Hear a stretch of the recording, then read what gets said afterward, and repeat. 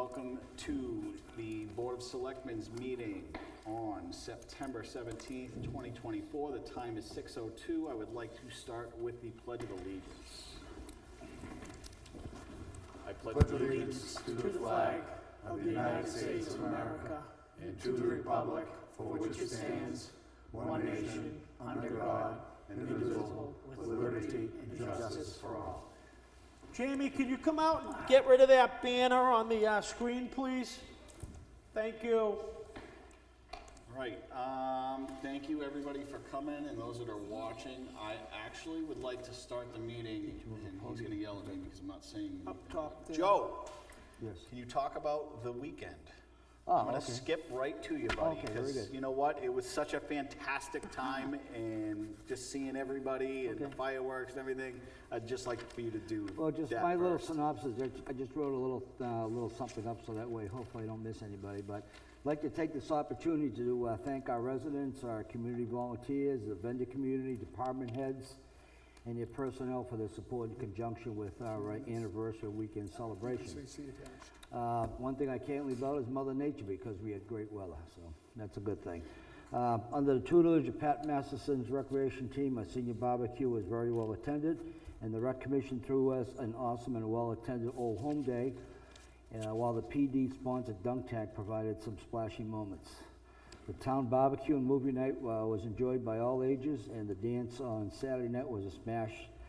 And again, a big thanks to Dave Simpson and his crew for championing these events. Jim Ryan and his team, along with Mike Pavero, provided a memorable parade, and who can't forget King James and the Statue of Liberty Lady. The 25-minute fireworks show capped off the weekend and still is the talk of the town. Thank you, Mr. Chet Bias, for the use of your property.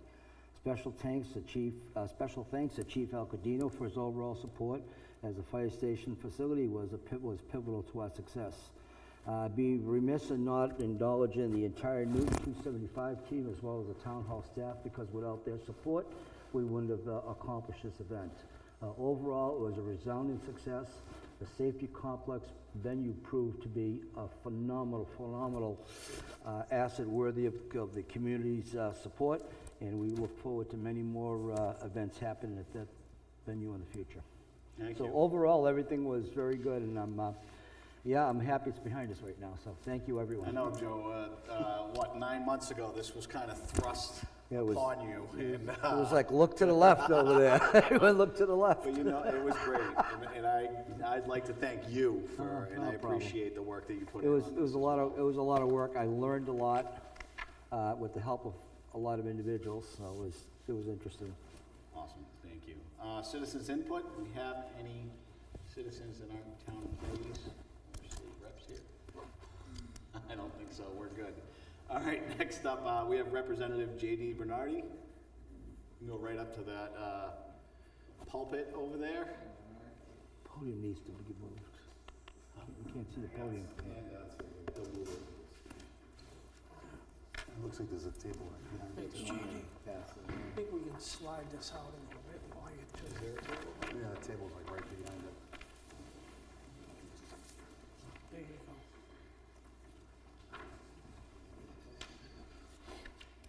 So good evening. Thanks for having me. J.D. Bernardy, I'm State Rep Rockingham 36, which is Hampton Falls, Kensington, Southampton, Newton, and Plastow. One of the things I've handed out for you folks, the selectmen there, is this is the monies that the state has provided to Newton and the categories of its, in which it's been delivered, and from the years 2020 all the way through 2024. In the discussion they had with me, to come over here and have a discussion with you, I wasn't given any specific targets to speak about, but I thought it's very useful for you to understand what the state has done and where the money's come from and where they're, what they were targeted for. So if, as you look at that, you have any questions, maybe at the end you can ask me, and if I don't know the answer, I can find out and get back to you. The other things I would like to talk about is we still are at the tail end of the COVID relief monies. That's and it's the Governor's Office for Emergency Relief and Recovery, GOFR. All those monies that the state was given from the federal government have to be spent by the end of this year, or have to be committed. You know, there may be a little dangles like into next year, but basically the monies have to be committed and the project's largely completed.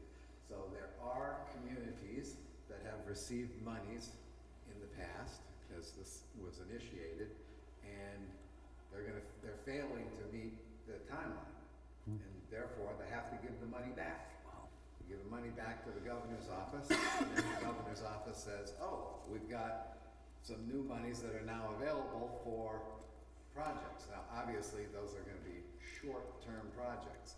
So I just commend the town to keep periodically pinging the governor's office. Did anybody drop any, coins back into the hopper for us to potentially use? So if you had maybe some short-term buys that you could do, and I think maybe some things that the, small items that the police or fire departments could use could be items that could be on where that money could be used. I'm not a specialist in those GOFR monies, but I do know they are periodically coming back as towns and counties fail to meet their deadlines.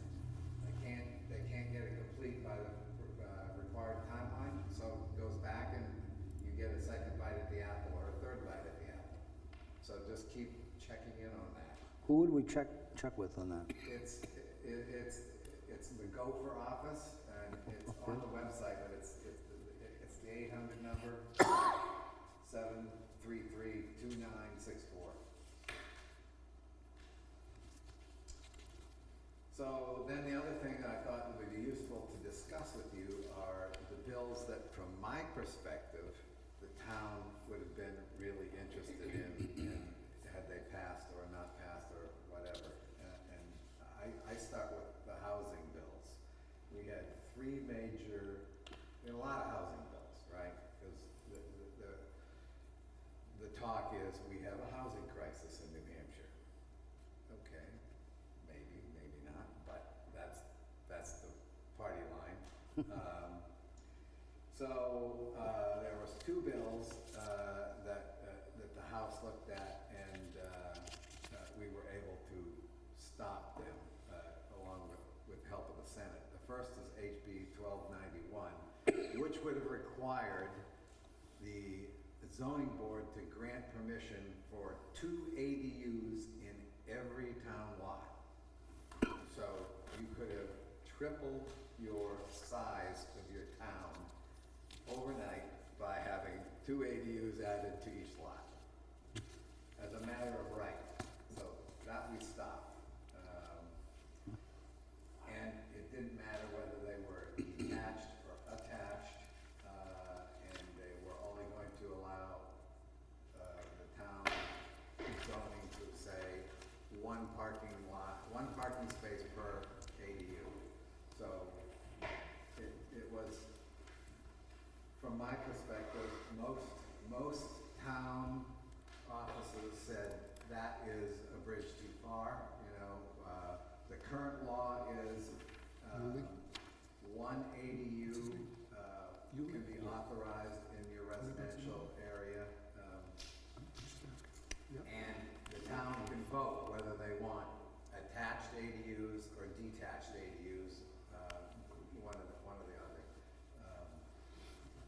So I'm from Southampton, I'm the chair of the zoning board there, and we had attached only. I don't know what the rule in Newton is, but It's attached right it's now. attached, okay. So if you allowed everyone's barn to become an ADU overnight, you can imagine what that could do to the school population and everything, and the fire needs and everything else that the town would need. So we voted that down. HB 1362 was a rent control bill. Rent control, in my opinion, is a disaster. We HB 1399 was to require the ability to put 2 residential units on any building lot. And we voted that down. The one that passed was HB 1400, and the Senate turned this into an omnibus bill, which means they took 4 different bills, glommed them all together onto HB 1400, and sent it back to us. And unfortunately, it passed, and the governor signed it. So it makes some changes to the zoning law, which now there's conflicts internal to the law, and we're going to have to sort that out probably in the next legislative session. But it did 4 things. First is it limited the parking requirements that you can put on small residences to 1.5 cars per studio or 100,000 square foot building, or 1.5 cars per any townhouse or apartment that has 10 units in it. So you can see this is largely focused in on the Nashuas and whatnot, but there may be some spots in Newton where this may be relevant. The good part of the bill is it established a very clean and quick procedure for the Sheriff's Department to get involved in dealing with any squatter situations. So you don't have squatters sitting there and you have to go to court in order to get them taken out, and the whole process could take a month and a half for it to work its way through. This particular provision says it's 48 hours, and unless that squatter's got some kind of lease or something like that indicating they really have the right to be there, they're gone. What else did it do? It allows office buildings. So if you have an office plaza that has little businesses in it that now are vacant, not being used, you have the opportunity to turn those into rental or housing units. And if you do that, the town can waive their taxes at the rate of a regular real estate tax for a housing unit. They can leave it at the commercial rate for the whole building, which, say you have a 10-unit little strip mall place that's empty, and now you're going to put 10 little housing units in there. The tax rate that you would get on that, if you taxed each one of those, is going to be much higher than the commercial rate for the whole thing in most cases. So it's basically pushing that tax burden onto the rest of the town. We're deferring their tax burden. And the last thing that the bill did, it allowed the select board to make changes to the zoning laws outside of the normal warrant article process. So how that all works out, I don't know. I'm sure there's going to be lawsuits and whatnot over this, and we're going to have to sort that out. But anyway, when I think about issues in my 5 towns that I want to be watching, I'm always watching what are they doing to the housing, real estate, rental circumstances to keep, to change us, to make us look more like Manchester and Nashua versus towns like I am a member of the Energy Committee, Science, Tech, and Energy, and probably the most important thing that we did, in addition to limiting some of the crazy federal options that are available, which the other 5 states in the ISO and the New England grid all picked up on, we stopped most of that. So our rate of electricity, our prices have gone up on aggregate in the state 15%. Electric prices in the other 5 states have gone up over 30% because they are full adopters of all the Green New Deal. And we like to shape that to be a much more reasonable adoption procedure for what makes sense for us and what doesn't. The other thing that we did is we authorized community power. So you can have community aggregation of power. So if you want to set up a local town electric cooperative, in essence, you can do that. I don't know if you know how, if you look at your electric bill, you'll see two main buckets on your bill. One is the distribution prices, distribution cost. That's the power lines and the transformers and all the service to get it to your house, okay, or business. The second part is the cost of the power, and that's bought by contract from all the power producers that bid into the system. And the utilities basically every 6 months have to put together a series of contracts to cover the next 6 months. And they have a 3-day window to do that. So whatever the price of natural gas is during that 3-day window, that's going to determine the price of your electricity for the next 6 months. That's just the facts of life. If you are a Unitil or an Eversource or Liberty or cooperative guy, whatever, that's what it will be. If the community gets into a community power, then they're not tied into that 6-month cycle.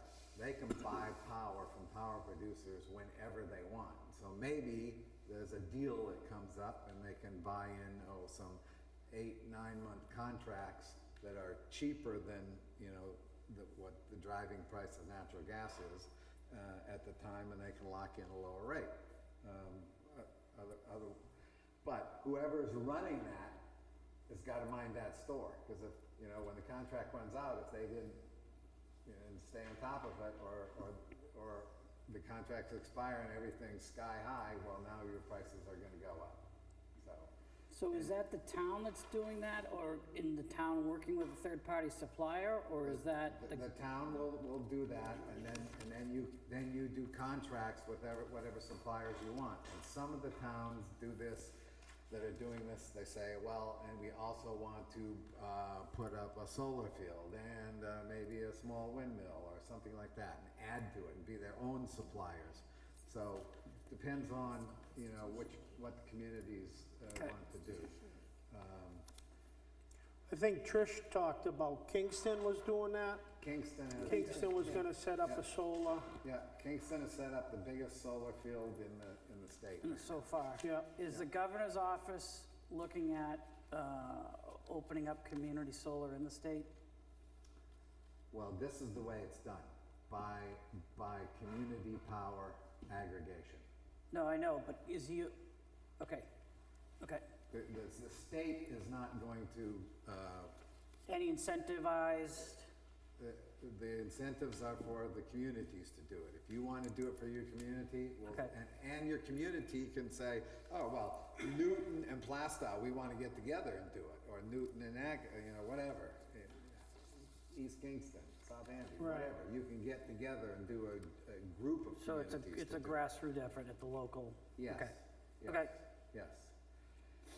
Okay, the last thing that I watch is our education-oriented bills. I'm a big supporter of education freedom accounts. Basically, I support it. If you want a homeschool, if you want a pod school, if you want a charter school, if you want a private school, if you want a public school, you as a parent should be able to choose whatever you want to do. And I want all options on the table, and that's how my votes tend to go. We created education freedom accounts that allows the parents to help make those decisions and give some of the money, the state money, not the town money, that can go into those options. And that's available for people up to 350, who earn up to 350% of the poverty level right now, which for a family of four is going to be right around, I think, 85,000 or something like that. So ideally, we're going to up that limit, but right now we haven't been able to yet. So those are legislatively, I guess, from top line, big picture look, the things that I watch for. I can answer questions about any particular bills or interests that you have, but not knowing what you wanted to hear, I thought I'd tell you what I wanted to tell you. That's fine. Yeah, no, I'm good. Yeah, I'm fine, I'm good. Yeah, thanks for the update. Appreciate it. We appreciate your time and coming here and letting us know about everything, because that one was definitely interesting about the select board being able to change So, Yeah. the zoning. Yeah, HB 1400. Yep. Okay. Interesting. Go ahead. Thank you for No, he wants you No, to stay he- there. he's got a question for you. I have a question for you. Oh, okay. And I want you on record. I want you on. Representative, thanks for coming. As I look at the document you handed out, and it's the state aid to SAUs, in 2020, you have nice historical data, 2020, 21, 22, 23, and part of 24 included in this, unless this is fiscal year 24 and it ended June 30? Is that Yeah, the- these are fiscal years. Okay. My observation is followed by a question that maybe you can ask some of your colleagues. Early in the 2020, New Hampshire started to have an industry known as charitable gaming, Yes. where I guess private people could establish a charitable gaming organization, work with local nonprofits, and then give them a piece of Yes. the monies that are made. Yes. One of the things that was not contemplated in any of this was the conversion from basically not-for-profits, which they still serve, but the entire transition from a small poker room to casinos. There are huge casinos in this state now. Yes. And most of the monies. 10 of them. Some of the monies were earmarked for education, yet we don't see an increase in the aid that's coming back to the towns. And I know it's not your area of expertise, but it's just an observation. I mean, there's millions being made right now, but we're not seeing a commensurate increase in the state, in local aid from the state. So, yeah, okay, so agreed, the local aid is not tied to that. So what they did, the charitable gaming situation was, they created 10 centers where a contractor basically runs a casino-like operation, and it becomes more casino-like every year as we allow more things to happen. Yeah. So they make a defined amount on that operation. The state has a cut in that operation, and those monies go into what's known as the Educational Trust Fund. So if you look at the state revenues and where they go, things as part of the liquor commission's monies, the tobacco tax monies. There's a lawsuit that was settled with the tobacco companies and some of those monies, part of the business profits tax. So there's selected things that are earmarked by percentages that go into the educational trust fund, and those are the monies that are used to distribute not only to educational aid to the towns, but also there's building aid that they support and other things. And again, now you're starting to get out of my area of expertise, but there's those 10 operations included, the big one here, is, of course, is the brook, right in Seabrook, you know, if you've ever been there. And the third party that then gets some money out of that is the charity that goes in there and says, all right, you know, the Elks is going to host Right. the operations for Saturday night, and everybody come to our event. So they'll get some, the state gets some, and then the operators nominally cover the cost of their gaming operation, okay? Just cover the cost. I'm a little skeptical about that, but I didn't say anything. Thank you, Representative. I just wanted to make that observation that Yeah, those monies go into the educational trust fund though, so there's where you'll see that increase, if you look online. thank you, sir. Thank you. Thanks, you. JD. All right, next up, we have the fire chief for his August report.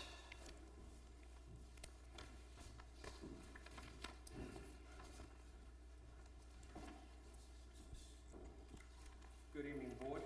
Good evening. Might as well start with the August report. I emailed the board in regards to just a couple of highlights for last month. Total calls were 45. Out of those 45, 3 were structure fires, 24 were EMS, 1 unauthorized burning. We responded mutual aid twice, no to a smoke, 4 false alarms, and 8 special incidents. Last month I brought up that Tank 5 and Engine 1 both failed the annual NFPA pump certification. On August 8th, Greenwood Fire Apparatus came to the station, made those repairs, and both of them were retested and they passed for the year. On August 15th, the department assisted Plastow with their building fire. On the 23rd, the department received mutual aid coming in for a reported, came in as a structure fire, but it ended up being just a deck fire. So thank you to our surrounding departments. On August 28th, the chief and Tank 4 assisted Danville Fire with their structure fire. On August 30th, Engine 2 provided station coverage to the town of Plastow. Today, matter of fact, the town hosted, through a grant that I wrote, the town hosted the municipal cybersecurity training for emergency responders. A lot of this is, you're gonna hear it again, because part of it is we would be hosting, because this is for August, we would be hosting in September a forcible entry class for our mutual aid partners. That was actually held yesterday. Thursday, the department's hosting the fire marshal's office on a recruitment and retention class, and we're still doing our training with our surrounding mutual aid partners, both EMS and on the fire side. The board has any questions? Can you start putting a separate line in here for transports? I know, like, obviously I see rescues, EMS, MVA, but like, just a line that says transports. Yes. Okay. I have to, the It's, software I'm sure. that we input to the state that goes to the federal government is what you see there. That's how they have it broken down. But yes, yesterday, matter of fact, we did a transport. yeah, so I think I can do that. the That's rest of us easy. would like to see, just to see the number, you know what I mean? If it's not too much work. That's easy. We can break it down also, ALS transport, BLS transport. Okay. All righty. You guys have any questions for the chief? Nope. Nope. Chief, you can stay right up there. You got a new hire? Correct. I know Jim might have, I got a packet, you want it? no, I have his application, but I don't want to screw up his last name. Yuli. Who? Yuli. Yui. It's bad, it's like Alcaidinho. We'd like to bring him on as a probationary firefighter. He, as of right now, he is a career firefighter paramedic out of Massachusetts. Massachusetts. He lives in town. He would be coming on as a probationary firefighter. The recommendation is for the board to hire him as a probationary firefighter with 6 months. And within those 6 months, he'd have to transfer and get his New Hampshire license. The state of New Hampshire requires you to be affiliated with an EMS provider before you can apply for a New Hampshire license. Okay. Are the states reciprocal, or does he have to go back out for training? He would have to get his national, which it's not difficult. We have another individual that applied from another he's a Massachusetts career firefighter, who's also a paramedic, who will probably come in front of the board next month. He wants to come on as a per diem, so he would be required to have the dual certs. The call do not. I was told today that he will probably receive his by the end of the week or by the end of the month. And that would have been about 2 months for him to get what he needed to get his New Hampshire affiliation. Okay. So with that all said and done, I move to hire David Yulee as a firefighter slash medic at a probationary rate of $20 per hour. And to authorize, at the authorization of the fire chief and upon meeting the requirements of the probationary period. Second. Motion made by Joe S., seconded by Joe A. All those in favor? Aye. That is unanimous. Thank you, Chief. Thank you to the board. Good deal. You want to touch, you're going to touch on the Exeter situation, or is that for some other time? Might as well do it. I was gonna do it on old and new business, but if you would like to do a little segue, that would be Is appreciated. that the That's fine. email? Yeah, do it. Hmm? Is we talking about the email that, yeah. That's fine. Go ahead, Chief.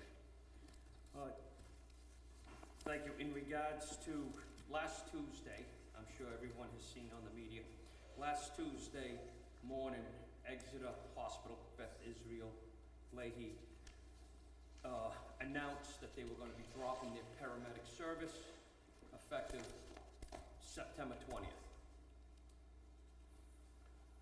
JD was involved, Executive Counselor Janet Stevens, the Attorney General's office, that went all the way up to the Department of Justice. Some chiefs had a contract with Exeter Hospital going back, I believe, 2011, 2012, stating that Exeter had to notify the community, giving them 90 days notice. Newton does not have a contract with Exeter Hospital. Newton has, because since we've had a private ambulance company for 20 years, and we have medics, we have an MOU. If we needed them, we'd call. So, personally, I did not get into this big fight. I received an email, certified mail yesterday, which you have a copy of it, from Exeter Hospital, officially giving the town of Newton their written 90 days notice. The 90 days is what the contract says. They have, I believe, 20 medics. Once those 20 medics are no longer working, then they have no more service. Chief, what service specifically is being discontinued? The hospital's not closing, right? No, Okay. no. What they are shutting down is their paramedic intercept vehicles. Right now, surrounding communities that do not have paramedics, or even if Newton needed an extra paramedic, we would call Exeter Hospital. They would dispatch their Tahoe. I'm sure everybody's seen it around, the white Tahoe. There's 2 medics in there. It is set up as a non-transport ambulance. They will provide the paramedic service to the communities that do not have paramedics on staff. That is what they are shutting down. And Jim's 100% correct. They're not shutting down the hospital. They are shutting down that paramedic service. The issue, as I put in the email, right now, Newton, Exeter, and Amesbury, we have the paramedics. Newton is fortunate we have more paramedics than probably 5 communities around us. What's happening is those other communities are making the phone calls to our members. As Bob put it in a meeting in Kingston about 4 years ago, to poach our members. Yep. That's the issue we're gonna face. The other issue we are going to face is once that shuts down, there is, for surrounding communities, not for Newton, there is no backup plan as I'm standing here. So if a surrounding community calls Newton for a paramedic, we will be sending our day staff and our ambulance. The problem with that is you're taking our ambulance out of service, you're taking our paramedics out of service, the town's paramedics are gonna provide a service, there's gonna be no reimbursement. And the problem that some of us chiefs are gonna foresee is how long is this going to go on for? How long is mutual aid gonna be a thing? I look at mutual aid different. I look at it as,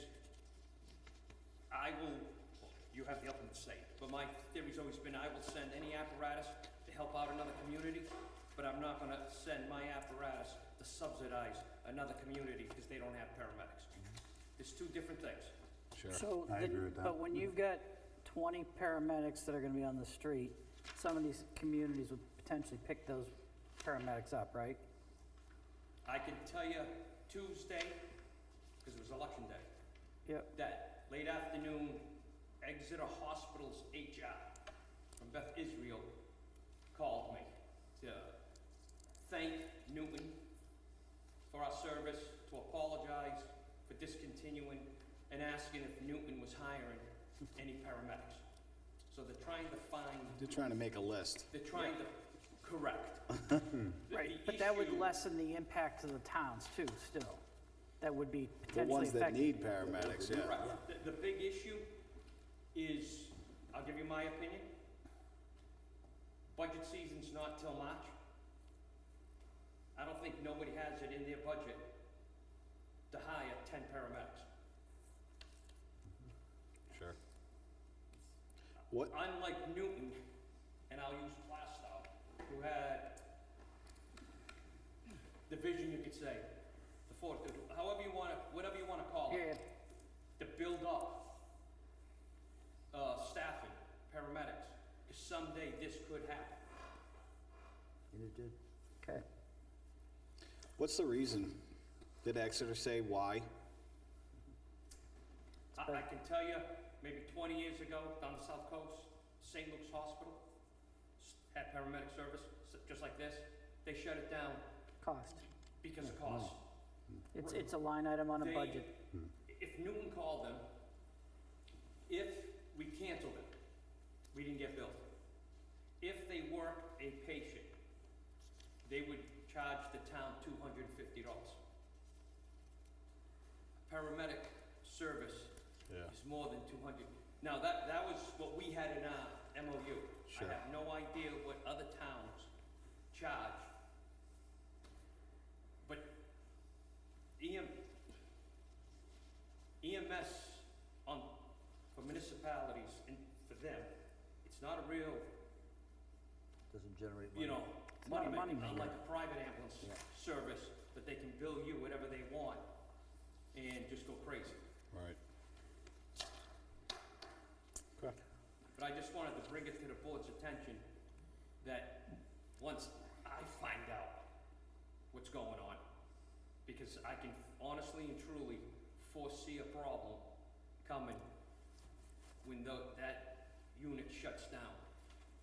Probably gonna Well, happen like you sooner. said, I sit here with the, and I'll say same expectations as you, that there were quite a numerous amounts of towns, unlike some of them that are dealing with Exeter themselves, but other towns that saw what was coming down the pike and whether, not that they might not have chose, but their people chose not to pay for it. I got no problem with mutual aid, but on a case-by-case basis, we're going to have to review that like you talked about. If a town starts trying to take our vehicles out of service so that we're not even performing that service that we put in place for our own residents, and then we will have to address that.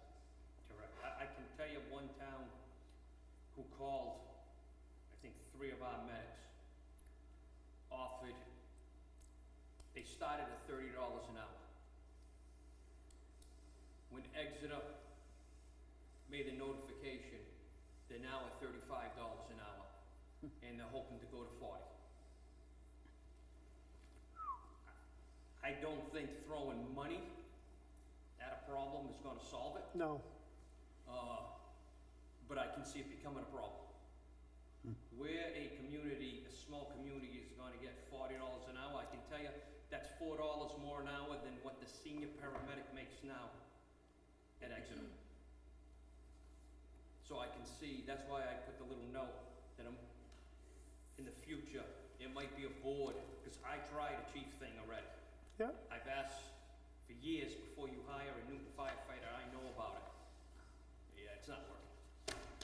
no, like we said, we'll keep tabs on that and we'll address it as it comes up. And just for a note, I know a couple of months ago, we were in front of the board to hire, just came in front of the board to hire again. Newton has not hired any per diem or call firefighter from any surrounding towns around Newton.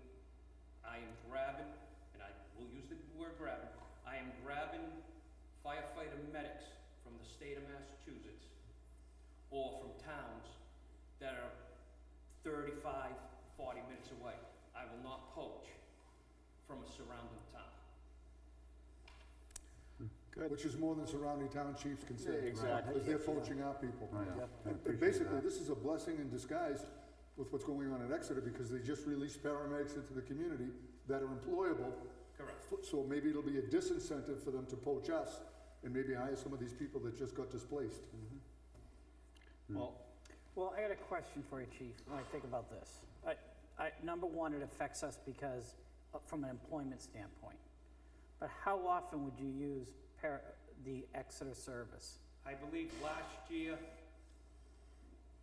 well, I was one of them, a year ago. Last September was the last time they came into the town of Newton. And that was because our ambulance was out of service, because the engine was blown. East Kingston came to my house to pick me up, and they didn't have paramedics. So they had to call Exeter ALS. That's the last time I remember Exeter coming into Newton. Because the way Newton is set up, obviously we have Trinity. Right. Trinity's unavailable, we take the call. If Trinity's unavailable, we're unavailable, we automatically divert to Amesbury Fire because they have paramedics. Now we have another Plastow Fire. We've been to Plastow, we just got called, I think, last Wednesday, or the Wednesday before, for mutual aid for the ambulance to Plastow. We brought Plastow in for a bee sting because we didn't have our ambulance and Trinity was taking too long. Okay, so it really comes down to being an employment issue now. You've got the backups all around, it's now an employment issue. Correct. Okay. My biggest concern is the poaching, and I don't want to, I've been doing this a long time, and the abuse of mutual aid. Yeah. That's where I'm nervous. The deputy and I had a long conversation on how we can do it, convert the old Tahoe and send that with a paramedic, so our ambulance stays staffed and we don't take our ambulance out of service. It's, Okay. it's a And possibility. I can tell you this, that when the chief and I sat in those meetings, when it was talk about the Trinity and those other 5 towns that we were dealing with, they were basically of the same nature as to what we're talking about with the mutual aid. They had no problem with mutual aid until it starts to become a dependency because the towns themselves aren't stepping up to supply their own needs and wants for their own citizens of that town. And then there becomes an issue. And they're all of the same thought process, so. Chief, how's our ambulance looking? Actually, I might be a little late tomorrow, boss, to the department head meeting. It's up in Maine. Yep. I'm actually going up. I received a text yesterday. I am actually going up tomorrow to go look at it. Look at it for I was the told it's decals? No, I was told it's almost done. They had to do a few things to it. And the biggest thing is, and I believe it's up there to have the stretcher put in, 'cause yeah. we pay, when we did the old ambulance, we paid the company to come to Newton. Yeah. Put the stretcher, they were from Maine. So I believe that's A little why it's easier. up there. Yeah. But I'll have a better idea tomorrow exactly on how it sits. Okay. And then once it comes in, we had them put the radios in it, we had them put our chargers in it, well, it's up there, so everything's done. We outfit it, and then we just Get it have to call certified. the state and have the state license it, and then it's ready to go. Okay. One last question from me. Do you know any towns that are gonna stay with Trinity? And has Trinity come out and said, this is our rate? Trinity they came out with 5 towns in it. The 5 towns had a meeting, I think it was the day of the March election. Yeah, One asked, it was after that election, I believe, because the town had already voted to go 24. They asked for another 1 year. The other communities wanted to go another 1 year. Well, Newton can't go another 1 year. Then they came back with a price for 2 ambulances. Then they came back with a price for 1 ambulance, and we call it a fly car, which is the ALS car. Then they came back with just a fly car. We heard crazy numbers, anywhere from 250,000 to 750,000. Wow. As we are standing here right now, Sandown has signed an agreement with Hampstead. I'll give you, public, I won't give you my opinion on that, how that's gonna work, 1 ambulance for 2 communities. Difficult. Danville is gonna try to go out on their own. Atkinson is working on, I was told they just hired, the board approved another full-timer. They're gonna put a warrant article to hire some more full-timers. They're working in conjunction with another department to help them out in mutual aid. Okay. But Trinity, I foresee this ALS thing, and I said it on Tuesday. I foresee Pride Star Trinity approaching the communities like they did Up there. many years ago. Hey, we'll provide you a fly car for X amount of dollars. Okay. All right. All right. Thank you very much, Chief. Yeah, go Just ahead. Last thing, just for a point, on behalf of the fire department, we'd like to thank the 275 committee, the residents, the volunteers. The station was kept immaculate. The grounds was kept clean, the interior was kept clean, everything was put away every day. Everybody did an awesome job. And it was Good. nice fireworks still. Good. Thank you, Chief. Thanks, Chief. thanks, Chief. All right. Next up, Mr. O'Mara, do you have something on the American Revolution Proclamation? Actually, Mr. Chairman, I do have an item. It's really not an approval, it's an acceptance. Okay. Mark Bosch, our part-time facilities maintenance tech, has tendered his resignation. The day he turned it in, Robin put an ad on the website and with New Hampshire Municipal Association's classified ads, announcing that we had a vacancy. That was what, 3 weeks ago? 2 weeks ago? 3. It was last week. Last week. Yesterday. Yeah. But it went right up, and obviously, right now, we have no bites. Mark really enjoyed working there. He found everybody friendly. We found him very helpful. He came back to me and he said, you know, I really know you're gonna be in a jam, because there were regular things that he does, trash at Greenie, Sure. recyclables around town. So he came back and said, hey, what if I do per diem? And he sent that in an email as a consideration for me, but I had to meet with him because per diem has no definition. So I wanted to know what his expectations were. Sure. And he shared with me that he would make himself available to do the routine things, and that with sufficient notice, he'd be able to free up from his next employer to do the things that we need him to do. But he doesn't want that binding capacity that a part-time employee brings. Sure. So I'm gonna call him a word that doesn't exist in our personnel policies. He's gonna be a casual employee, kind of an as-need type thing. And he and I met, and he's willing to provide that service for the same hourly rate that he's getting now. So he's doing us a favor while we're recruiting, and Absolutely. we're very grateful that he's offered to do that. Absolutely. So in the interim though, I would ask you to accept his resignation.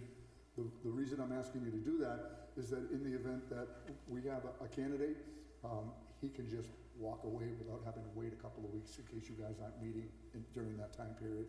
Sure. So that's all I have regarding that. I'll make a motion to accept Mark's resignation. Second that. Motion made by Dan, seconded by Joe S. Joe A, my bad. All those in favor? Aye. And thank you very much, Yes, Mark. thank you, We Mark. appreciate everything you did while you were here.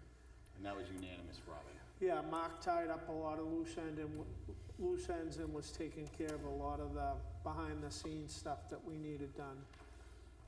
Mr. Chairman, if I may make a suggestion, we have the town's road agent under item 5.5. I was already gonna do that. What? I was gonna jump him to the front.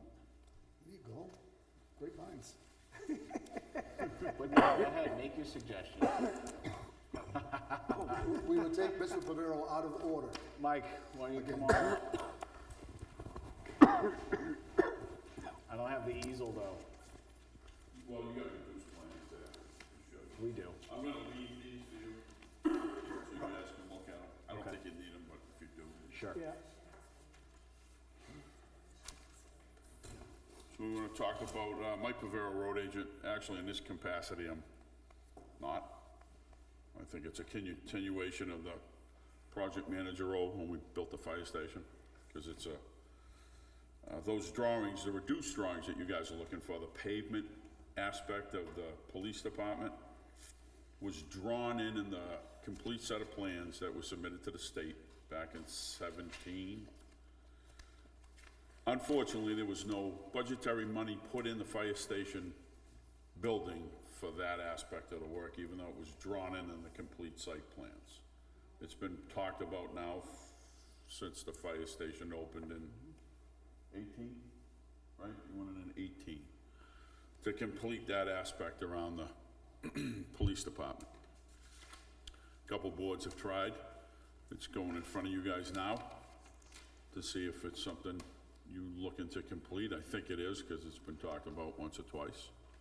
There's budgetary numbers there that shows, and the bulk of it is pavement. There's removing of the existing pavement, fine grading and regrading for the right drainage for the new pavement. And then there's removal of aluminum suitable materials to expand the pavement out where the flagpole is, and then to put new pavement around the back of the building. I don't know if all the drawings are highlighted, but Mike. yeah. Oh, there it is. Nice. You stay There's your inside the easel. lines too when you There's your easel. No, I really don't. I said that too. So that's it in a nutshell. Okay. What's the time frame to have this completed? You won't complete the whole project this year. There's not enough Right. time to get grass and seed to grow. We'll throw it in there and Right. probably have to reseed it in the spring. But the pavement part of it? Pavement, we need an answer sooner than later, because one, it's gotta be scheduled, and, you know, you can't predict the weather. Normally you see the plants shut down around Halloween. So we're looking at 5 weeks, 6 weeks from this meeting. In the event you can do this, Uh-huh. will it be striped? How long I do can, you wait s- to I stripe? can stripe it, but you will definitely have to restripe it in the spring. Because it just won't, you know, the paving fortunately cools quick this time of the year because you get temperatures at 40, 45, 50 at night. But typically, that soon after pavement, we'll just restripe it in the spring. Not a huge cost for that area. And actually, I think we've been trying to restripe the complex every 2 years. Okay. I don't think we did it last year, right? So it would be coming up next year to restripe the whole thing, so you do the whole complex at once. Sure. Could we add some extra paint to do this striping too? Starting to fade? What, here at this facility? Yeah. I'll get my spray can in my truck. I'll take care of it. No, we usually do this every 2 or 3 years too, so it's probably due this year. Yeah. So that could be done When you do that. the first one's done up there. Sure. So from a funding perspective, it's important to note that this project is not tied to the operating budget, that the recommendation of the board will be to take it from the, it's a revolving fund called Engineering and Renovation of 8 Merrimack Road, which encompasses all of the buildings there, the Butler, the fire station, and the police department. And the current balance is $50,992.38, and that is more than what the proposal is for $49,800 for the scope of this project. You could take action tonight, you can mow and do it in a couple of weeks, but I'm pretty sure that Mr. Pavero's gonna be up against the weather and the calendar relatively soon, so you might wanna. I don't need time. Well, if I'm being honest, my input is if we're gonna do it, I'd like to get it done before voting. Almost our whole town is gonna be there before we vote. I just think it would be nice to have it done by then, and that's why I was asking about the striping. Optics wise, I think it would just look great. People will realize that we're trying to take care of things and not just, you know, keep same old, exactly, so. It has gone too long, you know, I think we all know that. Yes. Yeah. I agree. And Mike, clarification, would you reseed next year or overseed? It'll be an overseed, Yeah, yeah. so it's You- not a we'll- full start. We'll seed and hay what we can this season, and then see what happens, you know, in April and May, and then just reseed again. It's actually what I had to do in the front part that we kind of, sort of finished up a year and a half ago. Sure. And this won't have any impact to police No. in their day-to-day. No, Well, with that said, I'd like to make a motion that we move forward with the project to do the paving at the, around the police station, and the funds to be withdrawn from the revolving capital reserve fund. 8 Merrimack Road, Road at cost. at the cost of $49,800. Second, Motion made by Joe S., seconded by Joe A. All those in favor? Aye. Aye. Should the That's record unanimous. reflect that the bid comes from Eastern Seaboard Concrete Construction? Sure. As, Include that in the motion Yes. as well? that's fine. All right, fantastic. Thanks. I'm on it, I'll make it happen. Thanks, Mike. I'm gonna leave, you guys want these? Nope. No, we're vote good. You keep them. Thank you we so know where much. they are, we'll come to your We know office. we know they're I safe. got what I need, thank you. We know where they're safe. So, while we're on this subject, guys, something I'd just like you guys to mull over for a little bit. I'd like to, so this is the start of like squaring away the police department, right? I don't know who we'd contact or whatever, but I would like to contact somebody to gentlemen. actually make it look like a police department. Long On time, the outside? Yes. long time in coming. I'd almost like it to have an entrance with a foyer and stuff like that. The 2 blue lights don't give it away? It's funny. It still looks too much like a house for me. Yeah, I mean, you have bars over the sliders. I mean, I'd like to get those out of there, windows, stuff like that. I'm just saying that, like, I'd almost like to contact somebody to have them do a concept, because they do it, a reface, and have it look like a police station and not like somebody's house. to make the vestibule bigger too, is that what you're thinking? Yeah, I think it can be redesigned a little bit, but. So just a point of information. Sure. The bars on the second floor were because the sliders opened up to nothing? I 100%, So it was a yes. safety No, procedure. and I know that, I'm just saying, We could call it a jail, too. Yeah, I guess we could. Getting close to a police. We could put some decks up there to make it look Yeah, more we like a could house. decks up there. Okay. So I agree, we should take a look at that, but see what the costs are, because if we can turn something into a complex up there, do we delay that and go towards, I get it. Yeah. I get it. It was just food for thought that, that's why I said, just think about it, conceptually. no, I that's all. appreciate it, fills me up, I appreciate that. How's the overall standing of the rest of the building now? Oh, that building's solid. All right. That's a solid building. Yeah, it is.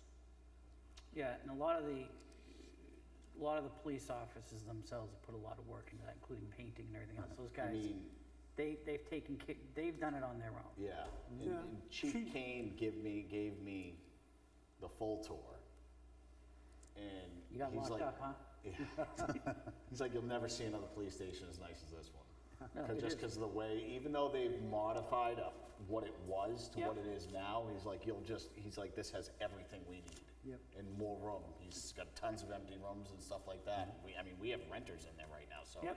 I mean, Well, he stood here before us and testified to that very fact. yeah, I mean, it is really nice inside, and like you said, they've done a good job with it. They really have. Absolutely, absolutely. Mr. O'Meara, is it okay with you if I skip to the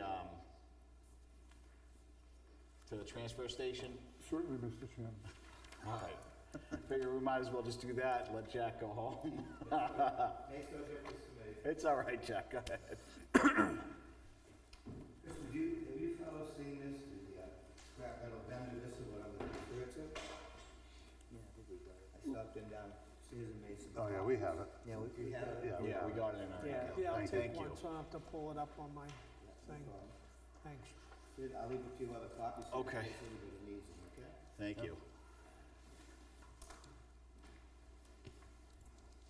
I am Jack Kozak, representing the Newton Transfer Station. In what you have in front of you, that scrap metal vendors, is what Pete and I came up with, and our recommendation is the NRRA. And I'll just go through, and I'm gonna read them out loud so the residents will know exactly what we're doing. Wilfred Alloy, this happened a few weeks ago. The rep from Wilfred Alloy came by this morning to look at the pile. Looks like he gave us a quote. They would drop off dumpsters and we would have to fill them ourselves. To me, that's a big issue, and Peter's also. And I'll explain why. They would give us $150, $55 per gross ton with a $250 fuel charge that would be deducted from before we get a check. If the dumpsters are here for more than a couple of weeks, we would have to pay a rental fee, which I think he gave us a price of $125 a week. Yeah, it's not I cheap. don't think we could ever guarantee that we're gonna fill these things in any short period of time. We have periods that it just doesn't happen. The wintertime, the spring, it's very, very busy in the summertime. But I just wanna give you the issues give you an idea. Pete and I, when they come into the dump every day, the first thing we do, we walk around the dump, the metal pile. Today we It's a pulled out. transfer station. Pardon me, transfer Thank station, you. excuse me. And we pulled out two propane tanks, which are not supposed to go in there. It's very difficult at times, we don't have all the people to monitor people. Christ, and we talked to ARR and NRRA, they gave us some restrictions on, the tanks that they use for blowing up balloons? Yeah. They come in all the time. Well, we have to pull them aside and put an X with fluorescent orange.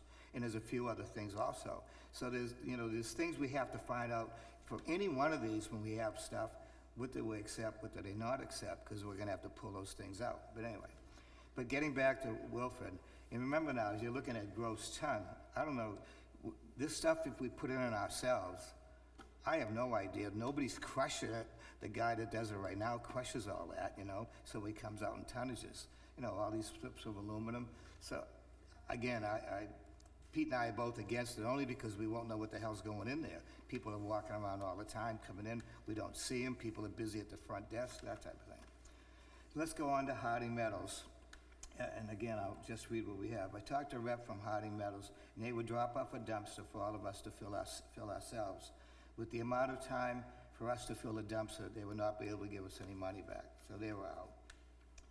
And then Grimmel, which, as you can read in here, require 100 tons before they even come down to pick things up. We have no idea how we could come up with a number of 100, unless we have somebody here that could kind of give an adjustment. So that's when we talked to NRRA, the vendor that we use for other things. So 100 tons you're looking at, just so people out there know, Yeah. that's 200,000 pounds. Yeah. Wow, that's an awful lot. A ton is 2,000 pounds. Pounds, right? Wow. Wow, So you're talking 200,000 pounds. yeah. That's why they're looking for, again, this is all about them trying to make it very profitable for themselves, coming in, because it's not cheap for them to bring in that tractor trailer with the grappling, and then for their man hours to stand there, like Jack talked about, put it in the trailers, they have to crush it down inside the trailers so that they can get that 100,000, that 100 ton into the trailer. Yeah. I think it'd be great if we did an analysis on our records with the current guy we have, because he comes in probably every 5 to 6 months, and we should be able to get the tonnage in for that period of time. I would think on the records, because he sends us some money, whatever that is. And that's the question that I have about that, is exactly that. What are we producing for tonnage to where if we could just push that pile back? Because for what they're willing to pay and for them to come in and just do it, you know what I mean? We'd be receiving a much better paycheck than the piddly, what was it, $200, where that gentleman was doing the exact same thing that these people are gonna do. And you're looking at, we got $200 for the entire load, I believe, right? That when we looked, and this guy's telling us per ton, 100 to 130. So even if it was the medium, 115, and like I just said, they're doing 100 tons. 100 times $115 is how much? That's serious money that would be able to go back into the transfer revolving fund in order to help. So what's the process when you think about it? Do they weigh the truck prior? Do they weigh it after? What's the? So they go, when they go, they have a gross weight of their trailers, of what they are. They'd come, they load it, some trucks even have scales on them to where they can tell in the cab, tell you underneath the trailers how much that they put in it. And other than that, they hit the scale when they go to these metal yards. They weigh going in, and then as they come out, they weigh in empty again. So there is a check. So we're not just like, yeah, this is how much. Yeah, exactly. Okay, so that's So all I either care they about. have the scales, one, on their trucks, Okay. which I used to have on the rubbish trucks. So they might have them on their trailers. And then, but for where they cash out, like I said, they go in on a scale, hit it loaded, they empty the load, and then they hit the scale so that they get an exact weight of what they're depositing. So, like I just said, if we do, and I'm gonna pull it up just so I can be more accurate with this. $115 a ton times 100 tons is $11,500 as opposed to getting $200, gentlemen. Well, that's 100 tons before they would schedule a pickup. That could take us 2 years to get 100 tons. Well, that's why I said we would have to check into what the other company was hauling out of here. 20 to 30 tons. Yeah, we should be able to get 20 to a year. 20 to 30 tons every 3 months. Oh, every 3 months. How frequent? Every 3 months. So basically, we're saying somewhere around a year. Yeah.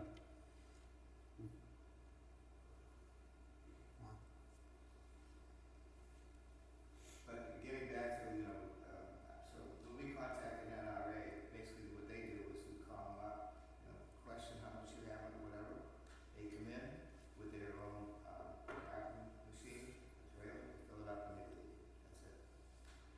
the difference with that is they're only gonna pay $30 per gross ton. But think about this, right?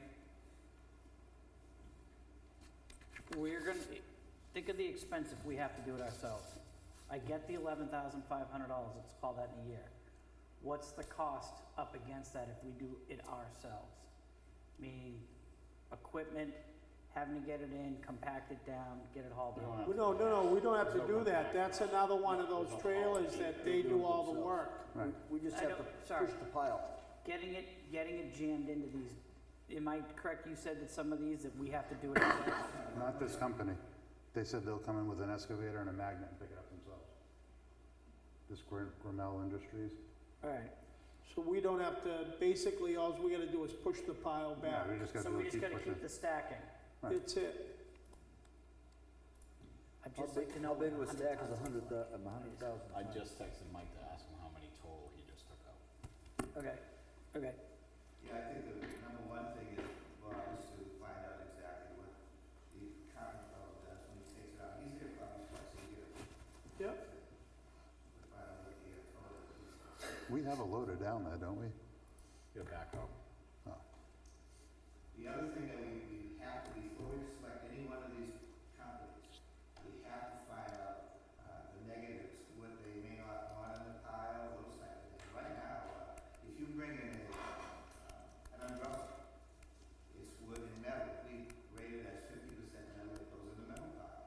And we try to be lenient to the residents. So we have all those type of things, you know. So you're saying we would need to have a sorting system set up? We would need to have a sorting system set up? I don't know. And we could put that on the resident. If they bring a mixed item, they have to take it apart. Then you'll find it on the side of the road somewhere. Yeah, these are just the couple of things that we'd have to look at. Right, and people are grown-ups, have to. Because obviously, you're gonna, if it's, when I say contaminated metal, I'm talking, like Jack's talking, so a good portion of that might not be metal that's in the pile. So you're gonna get a reduced cost per ton when they Right, go I there get to it. cash out. Bikes with tires on them. Right, But even if it's $80 a ton, it's more than the other guy. What we do is, you can't let any machinery like lawnmowers come in with gas or oil. yeah. As much as we try to monitor, so that's why when Pete and I come in early on the days we do, first thing we do, we watch one side and the other side. We see if there's anything in there that somebody threw in. Because a lot of times, they're laying down the back of someone's pickup car. You don't see them at the front gate, and they're over there, and well, you know, it's like two propane tanks we found today. So Somebody slipped them in there. we have cameras there too, right? Do we have, is that a site that has cameras? Not yet. Cameras, They're inefficient. Not yet, because they didn't have the right Wi-Fi down there. I'm just thinking if he finds a lawnmower full of gas, I want to go back and see who dumped it. ARPA funds, right. and the last chief, police chief, we were supposed to get new cameras and it just fell apart for some reason. When he left, nobody followed up on it. Because in fact, Pete and I were trying to figure out several months ago when somebody came in and filled up one of the packets with cardboard and everything else, and we knew it had to be somebody. So we got all the films out, couldn't read anything, couldn't read the plate, nothing, and we just couldn't even tell what kind of car it was. We could see the figures dropping stuff in, but that was as far as we went, you know. But yeah, cameras would be a good thing.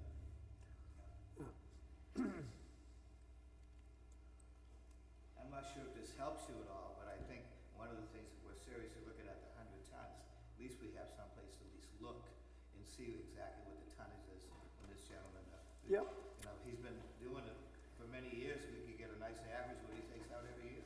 you know. Yep. Jim, And do we have the space to handle all of that? Right. Yeah, yeah. so, Jim,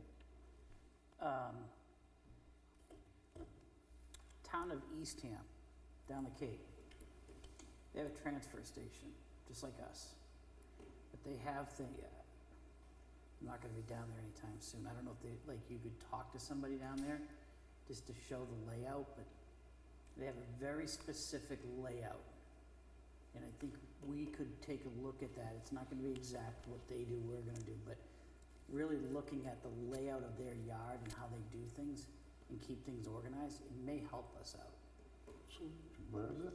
Eastham is think on you're the right, and I suggested that as well. But Jack, didn't Pete say that they had a company come in to do, I guess, a flow? Exactly, that's what they come up with, just what we have. Think of it, gentlemen. If you hit the front gate, okay, we ask, we stop, even if supposed nobody ever stops. And if we have trash, they continue on.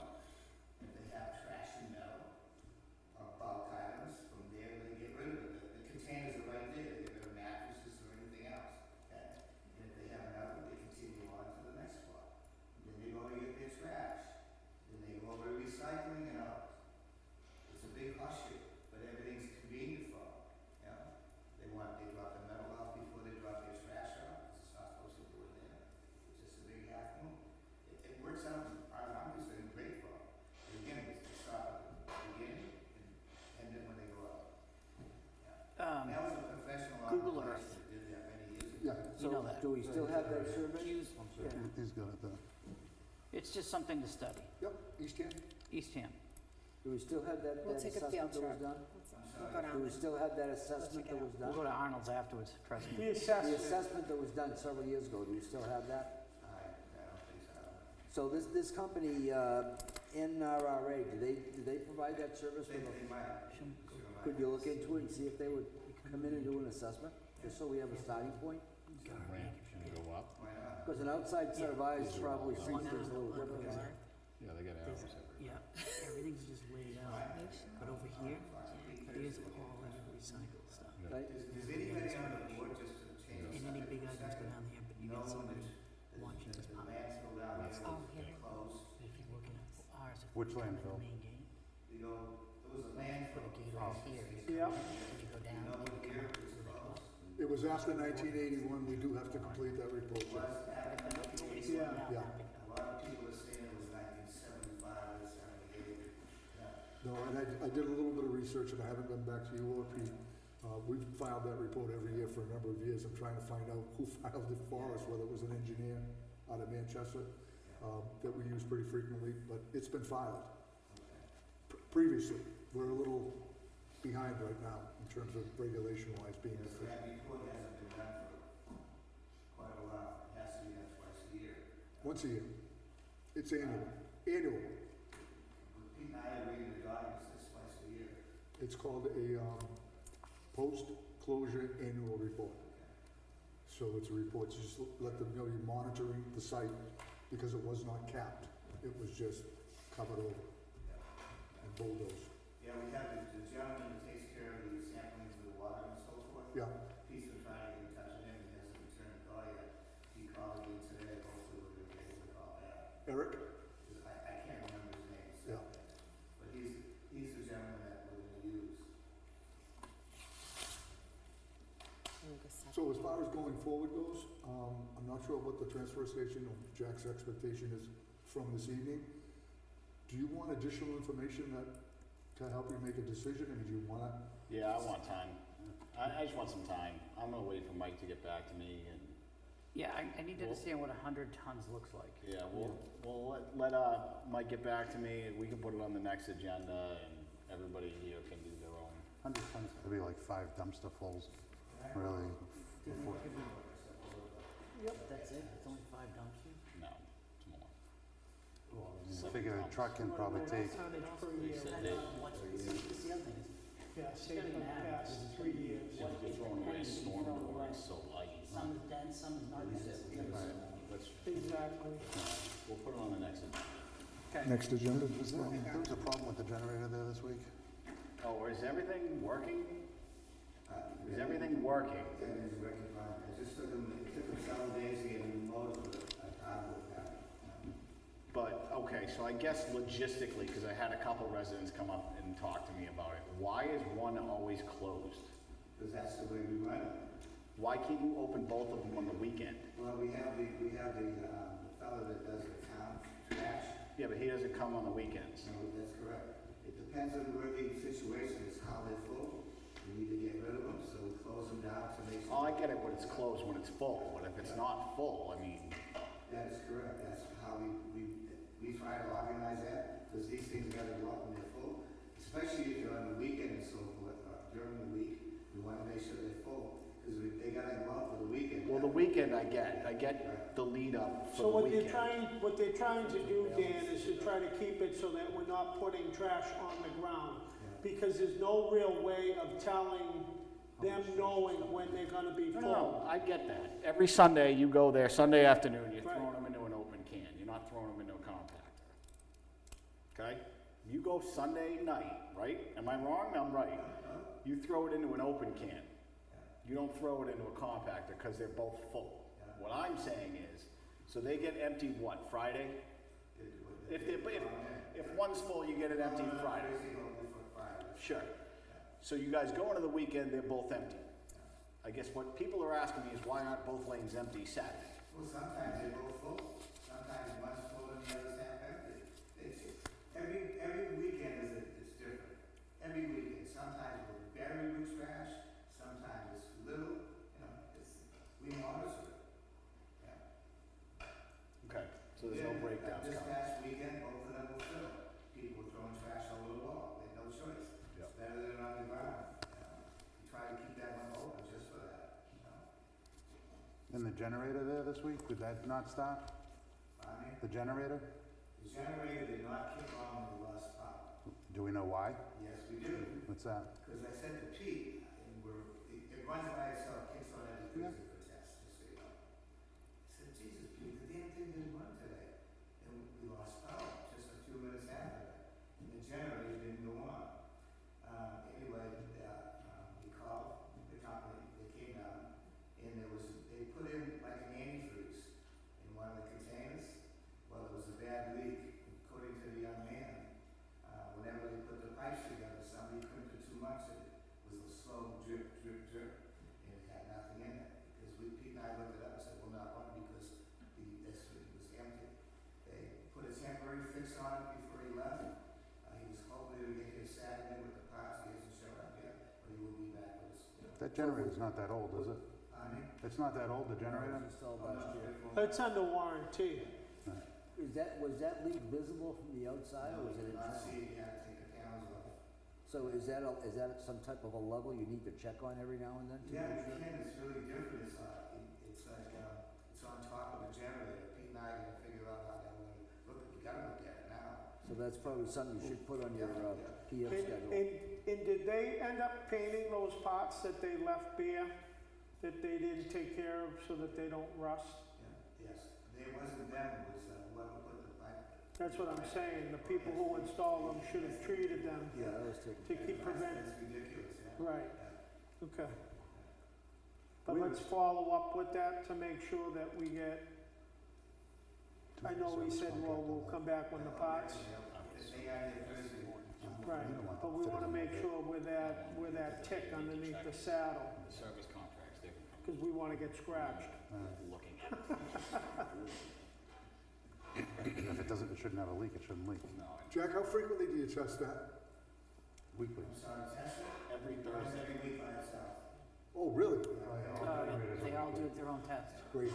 Uh, And I know this is not directed at you, is that town-wide? Does the fire Yeah. department do that, police department, I town would hall? assume. It's automatic. Yeah, it runs here at 11 o'clock on Thursday. It's automatic. Yeah, and that's Like, set it has into- its own clock and calendar in it, Got it. so it knows to do Is that. that system something someone Thursday monitors at on 11, their if you stand by computer on their Parks phone? window. Some of There's them a lot of keep them- a log. A lot of them and have it gets that emailed feature. out too. Are you saying Brazil, is it? A lot of the generators have the feature that they'll tell you when they kick on your phone. It's an app you put on.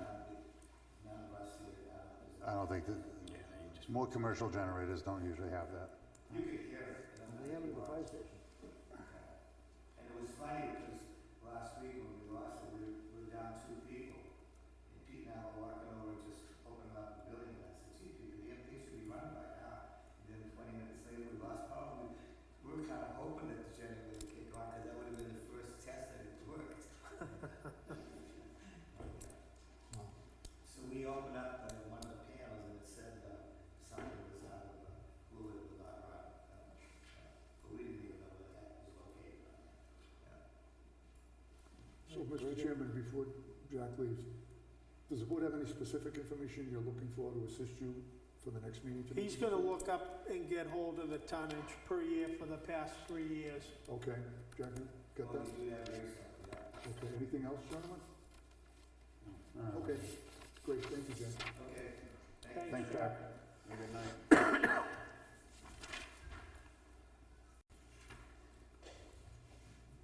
Okay, now, Mr. O'Mara, back to the Daughters of the American Revolution Proclamation. Thank you, Mr. Chairman, members of the board. You received through us correspondence from the DAR, the Daughters of American Revolution.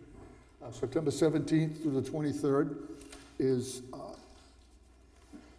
they consider it to be Constitution Week, to raise awareness of our observance of a foundational document for national governments that's the envy of the world. They have a proclamation that you'd like to read into the record and then sign, and we'll return it to them. They're asking governors, mayors, boards of selectmen, city councils to all acknowledge this in the form of a proclamation, so it becomes official. And that's basically about it. They're a civic organization. They've been around for quite some time. Each member has to trace their lineage back to the Revolutionary War in terms of family lineage. And they promote, basically, the United States Constitution and awareness of what we do. And we have a proclamation here, and it just requires your signature, and then we'll be good to go. I move to support the proclamation. Second. Motion made by Joe S., seconded by Joe A. All those in favor? Aye. Could we, What's up? I want to read that because I feel it's very. Oh, absolutely. I'm sorry. You're absolutely right. I apologize. We should have read the proclamation into the record. Yeah. That's my fault. I own that. Sorry. No, that's all right. Did you want to put your uniform on too? You want to put that on to read?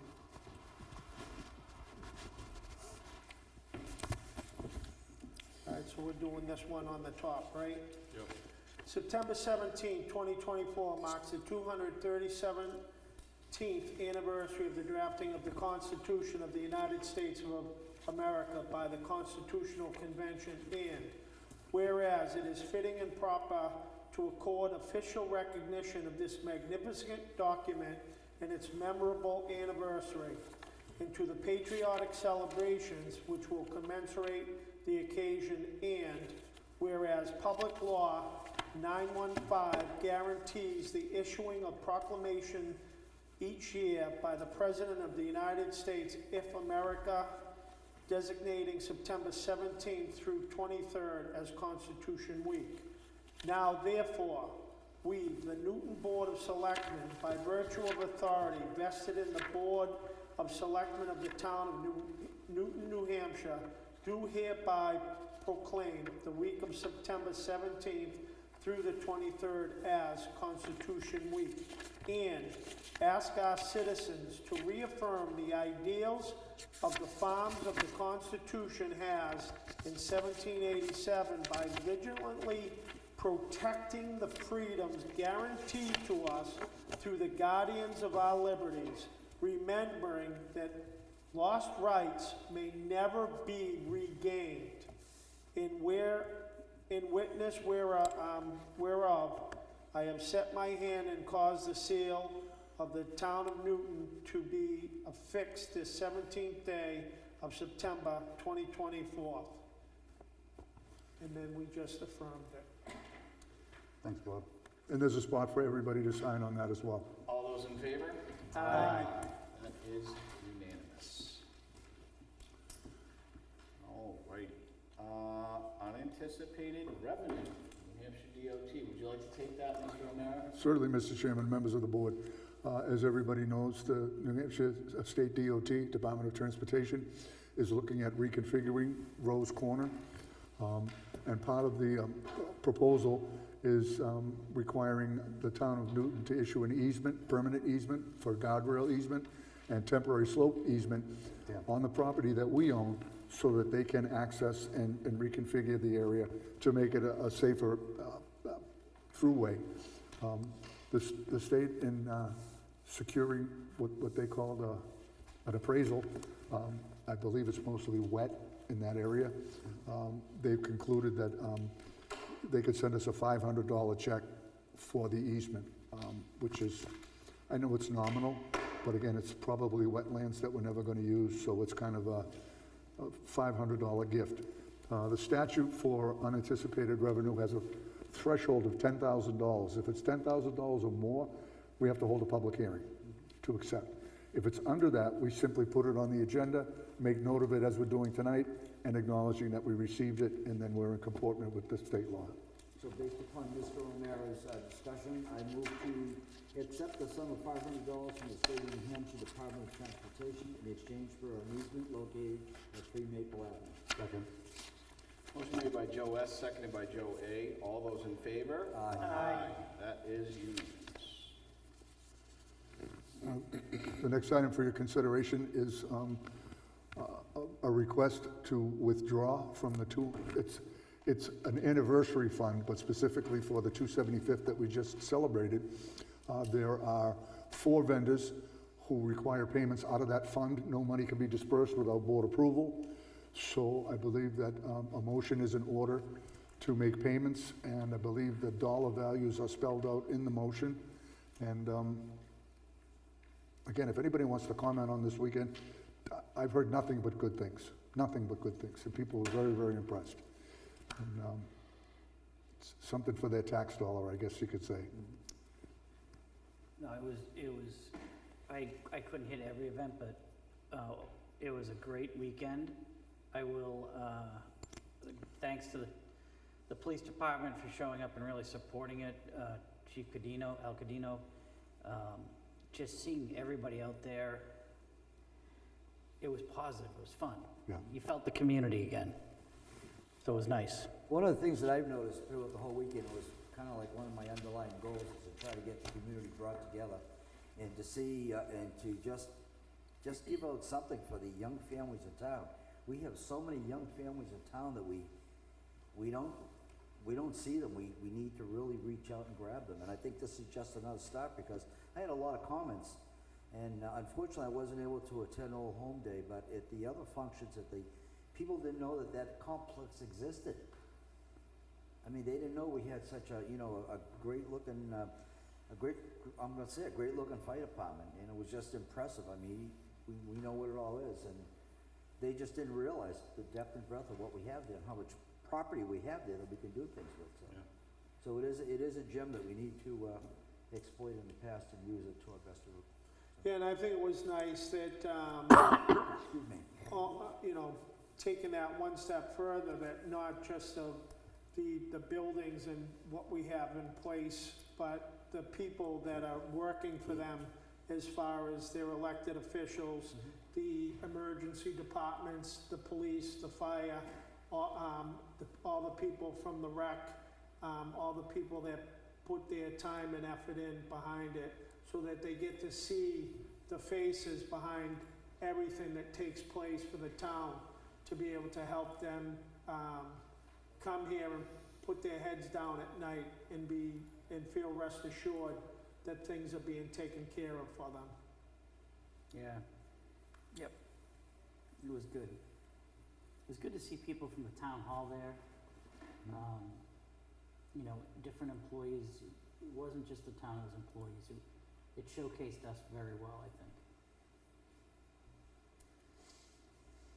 Okay.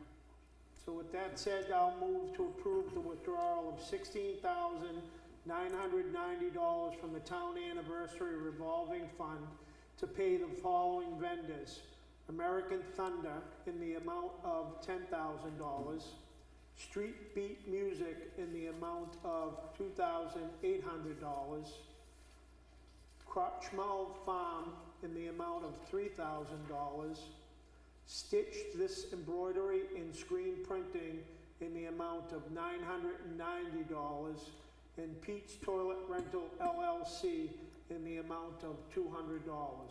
Second. Motion made by Bob, seconded by Joe A. All those in favor? Aye. That is unanimous.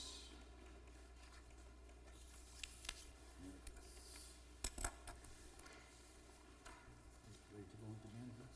Go ahead, Joe. Okay, manifest. I move to withdraw $6,000 from the cable revolving funds to pay.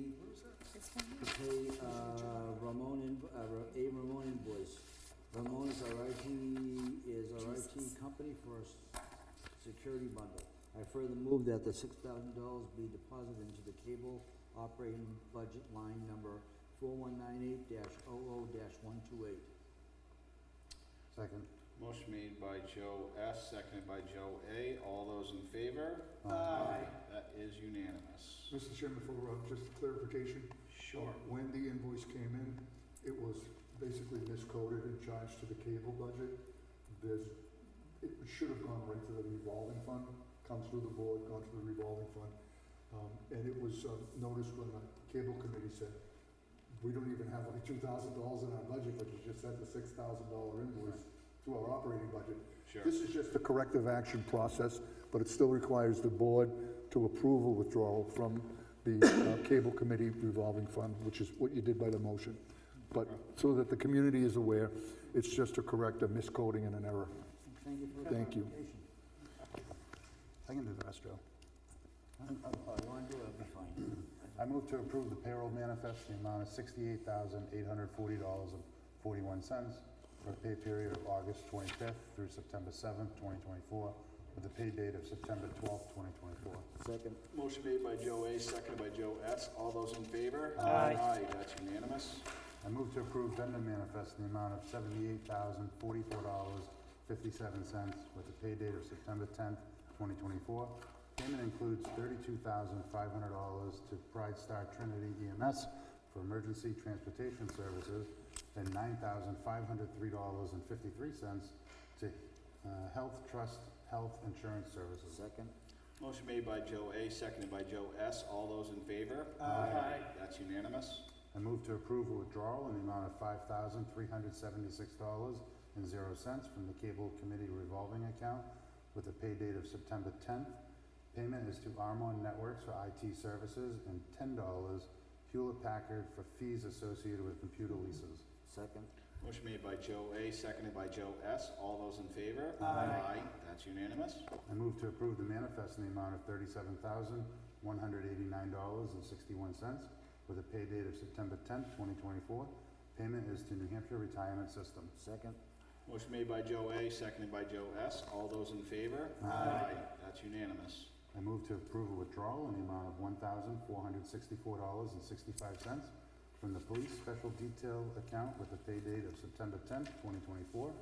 $1,394.18 as a payment to the state of New Hampshire for fuel and to Wex Bank for fuel in the amount of $70.47. Second. Motion made by Joe A., seconded by Joe S. All those in favor? Aye. That's unanimous. I move to approve a withdrawal in the amount of $478.58 from the Cable Committee revolving account with a pay date of September 17th.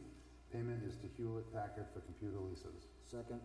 Motion made by Joe A., seconded by Joe S. All those in favor? Aye. That's unanimous.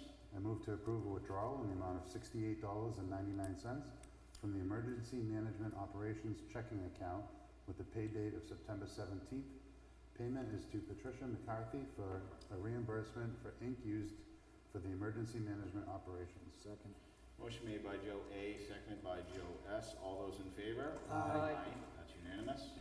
I move to approve vendor manifest in the amount of $51,961.94 with a pay date of September 17th, 2024.